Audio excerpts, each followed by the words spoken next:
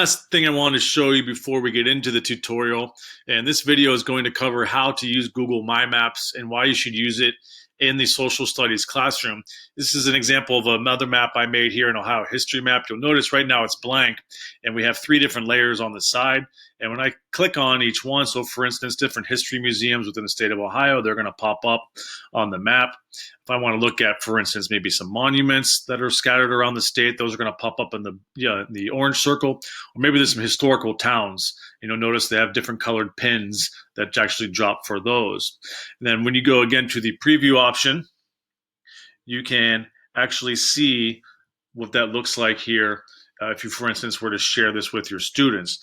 And then another thing that's nice about it, I showed you the map earlier of the Civil War battles.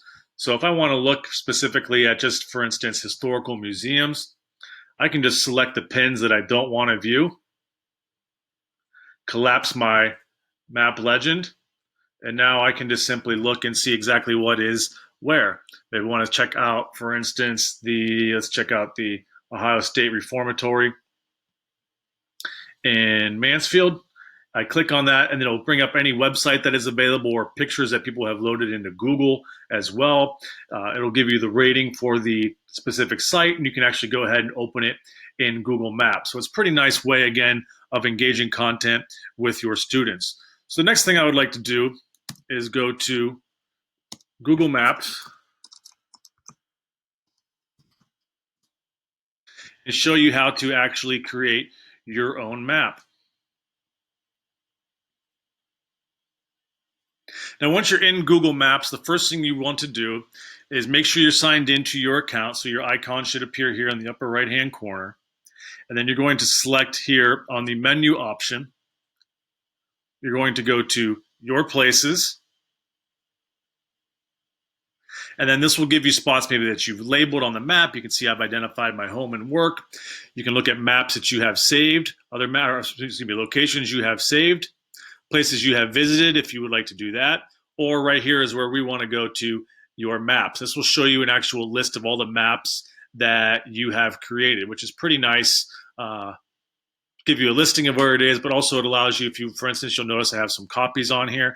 So if you want to make one map, but you want to share with multiple class sections, and they're all going to be creating their own maps, or even multiple groups within the same class, you can go ahead and do that. And then you'll notice down here, you can actually go and create your own maps. So we're going to select that option, and that's going to open Google My Maps.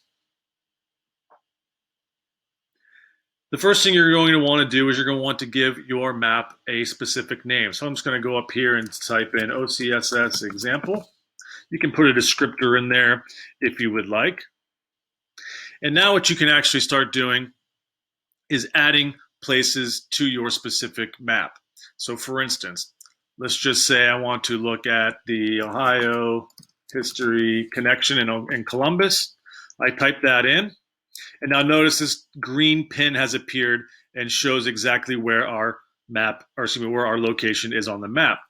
If we click on the text in terms of the location itself, again, you can see the website pops up. You can view it in Google Maps, phone number, address, and the Google reviews also pop up, but it's still not on your map. So what we want to do is we actually want to click this green button, and you'll notice it says Add to Map. We'll select that option, and now it appears here in our maps, on our layers. Now, what we want to recognize is you have different layers, and the layers essentially are just, as you saw on the earlier map, the history would be one layer, monuments would have been another layer, towns would have been another layer. So we want to add a name to our title. I'll just say museums, and I'll save that. Now you'll notice by default, it automatically drops the pin, and it's blue. So you can go in, and what you can actually do, we're going to go add another one here. We'll say Cleveland Museum of Art. We'll drop this as well onto our map. Now you're going to notice the individual styles pop in. So your students can actually go in and edit this. So for instance, maybe I want to change the color of the Ohio History Connection. Now it's purple, while the Cleveland Museum of Art is still blue. One way that you can avoid that or have your students make sure everything is the same, you just go in where it says individual styles, you select that, And you can actually change that if you want to have it be numbered. I like to go with uniform style so that they're all exactly the same. And I like to add it in the description as well. So when you click on it, you can see that if you click on the actual pin. And now you'll notice they're all gone back to this blue pin. But maybe I want to change that. So instead of it being for instance, a blue pin, maybe I would like to change that up. Again, if I click on that option, I can select and look at all the different colors if I would like. It also gives you a list of the popular icons that you can choose from.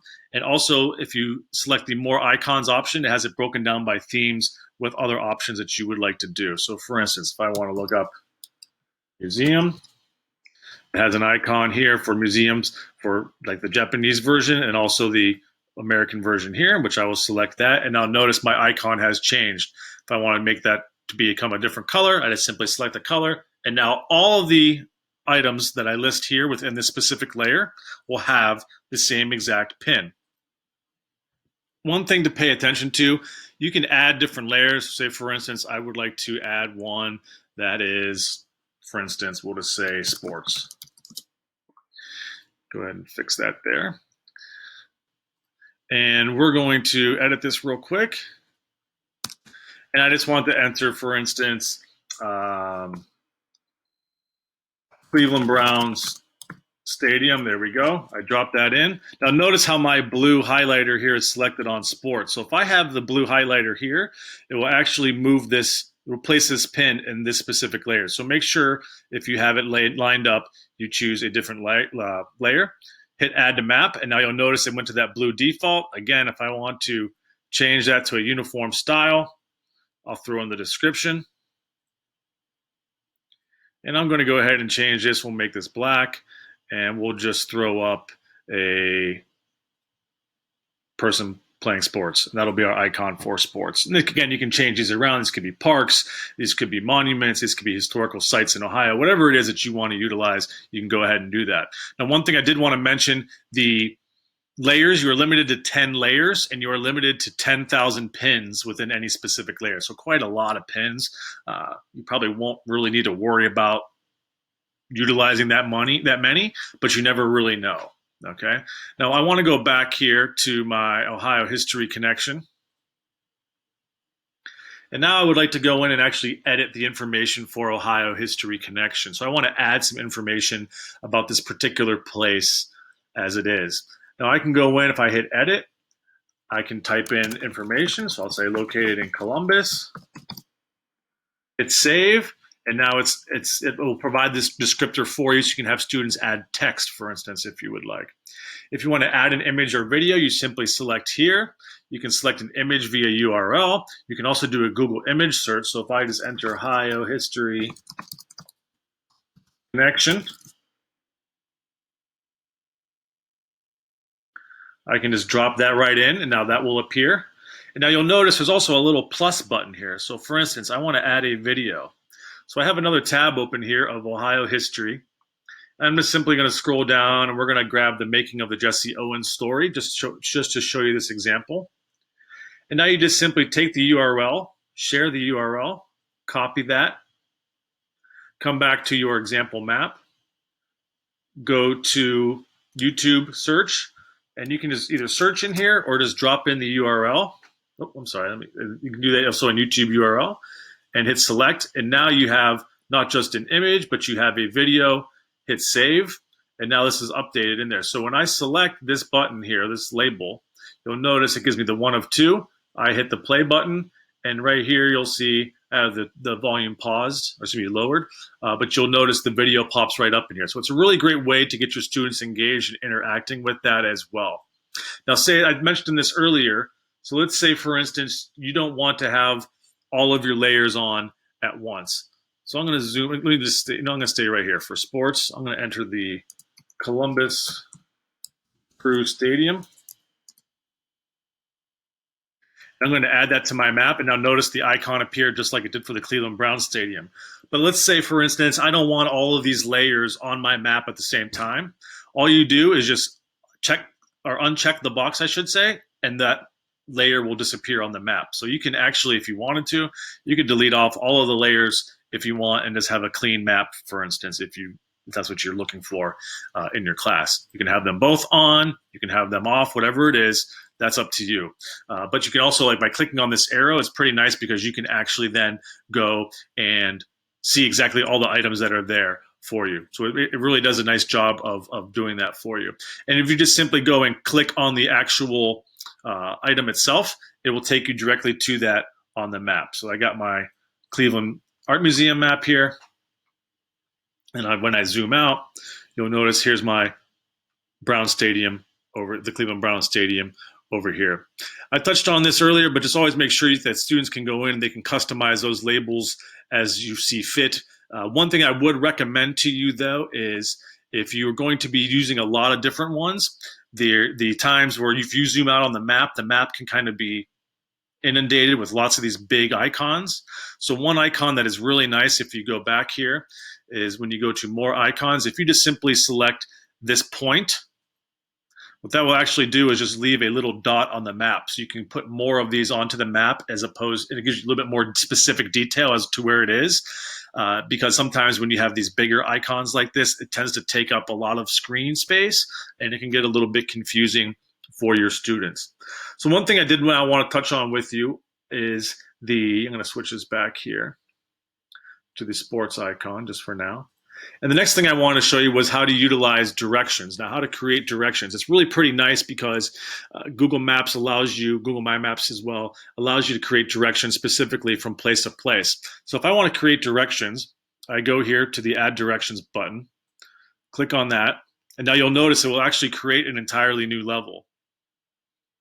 And you can add it in there. For instance, I'm going to get rid of the Columbus Crew Stadium, and I'm actually going to drop in the Art Museum in Cleveland. Now notice what happens. All I have to do just simply is I have my second point, so B for the directions. I click on the Museum of Art, and now it will automatically go ahead and put in directions for me. So it's pretty nice. It saves you some time, especially if you're having students doing something where they're designing like a field trip, for instance. If you don't want to do driving directions, here's the transportation modes. So maybe you want to have them do it on bicycle. You can also have them do the walking directions as well. And this one would be nice, especially if you're having, for instance, you're doing a tour, like I mentioned before, in Washington, D.C. or New York, somewhere where the students would be just walking around, right? You can change that around. So it's a pretty nice option to have.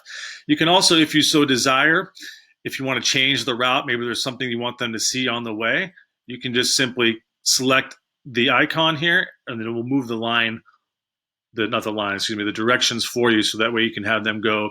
Maybe you want them to follow a very specific route. You can add multiple stops, so you just simply would add a destination. So we'll go in here, and we will just type in another museum within Cleveland. We'll type in League Park in Cleveland, and then again, you can just keep going down the list and adding destinations as you go. It limits you to, I believe, 10 destinations, so you can't have an endless limit on the number of destinations that you would like. But again, you can just simply add a new layer, and that will allow you to continue your directions from one place to the next. It's really pretty nice just to get you moving and get your students planning out kind of that spatial usage of it. Another item I wanted to show you from this taskbar up top is, for instance, maybe you would like to add a pin on a specific spot. So you just simply click the add marker here. Now notice I'm in sports, so I'll just simply drop my pin right here next to League Park, and I'll just drop that in there. Hit save. And now you'll notice that icon appears. You can also, if you would like to, for instance, you can just simply click on a specific site. So for instance, here in Cleveland, we have the Dunham Tavern Museum. If you click on the icon, which Google provides for you, make sure your layer is selected, hit add to map, and now you'll notice Dunham Tavern Museum pops up under museums, and it's here for you right there. And you can add that to directions. You can do whatever it is that you would like.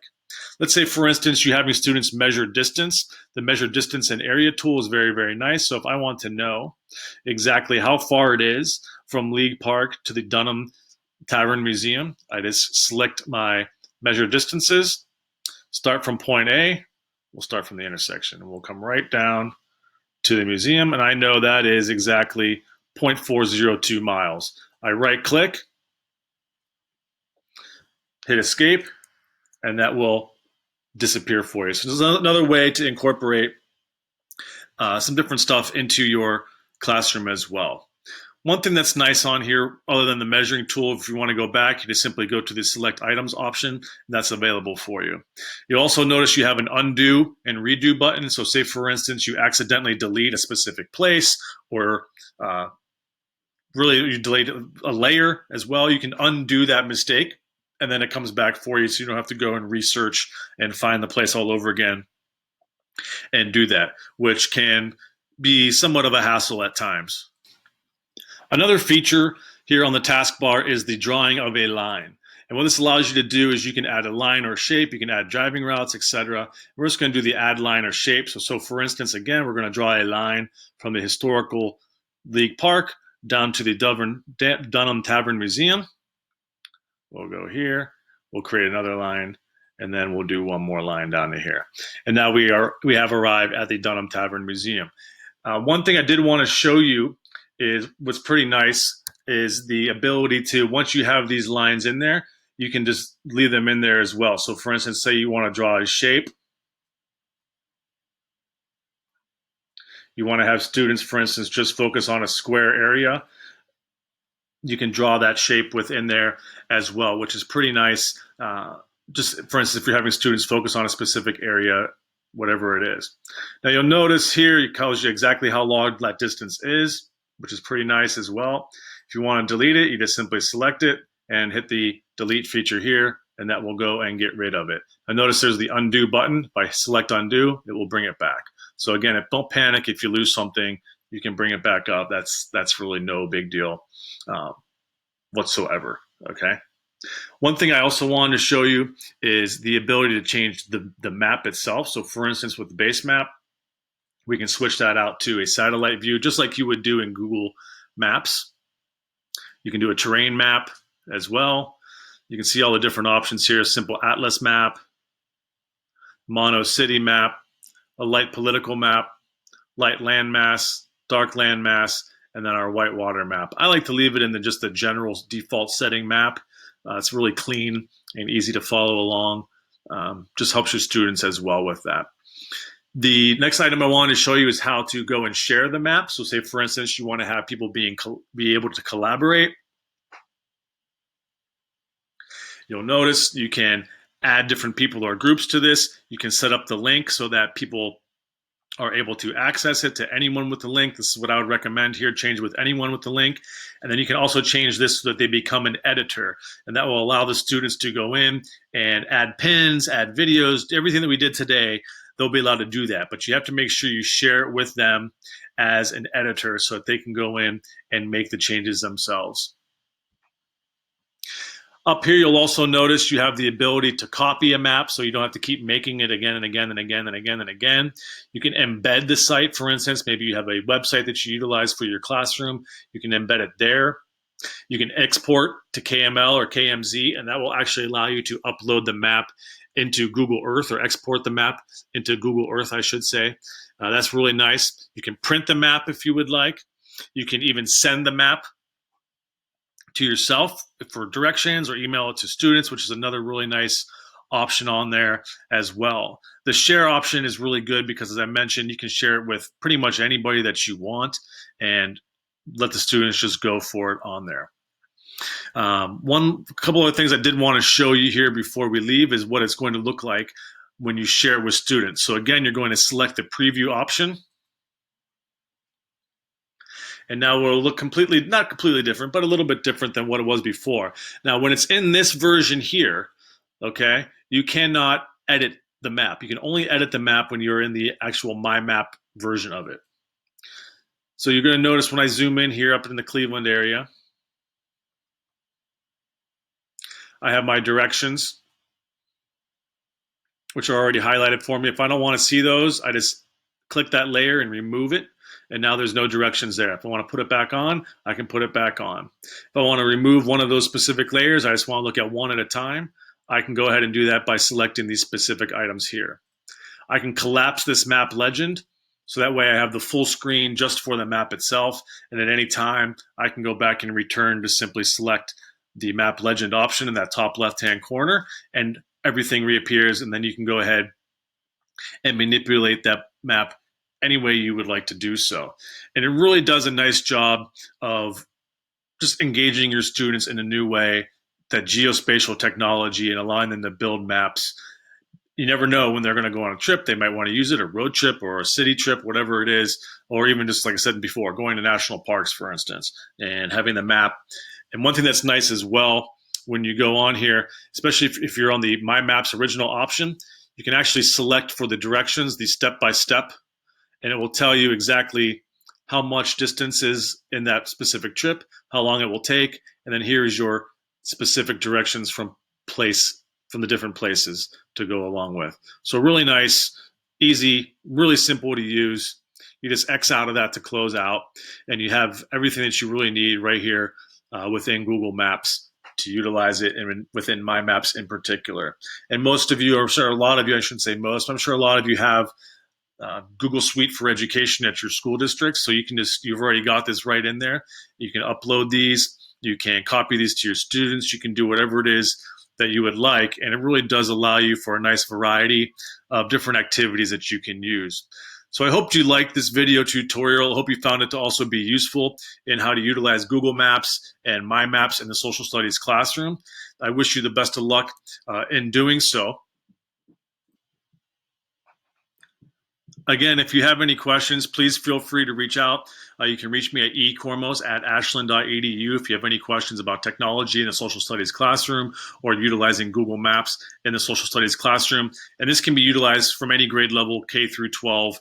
It really is up to you. Get creative, play around with it, and really the sky is the limit with this technology. And now you also have things like Google Earth. There's other resources as well that you can utilize for that. So thank you for your time.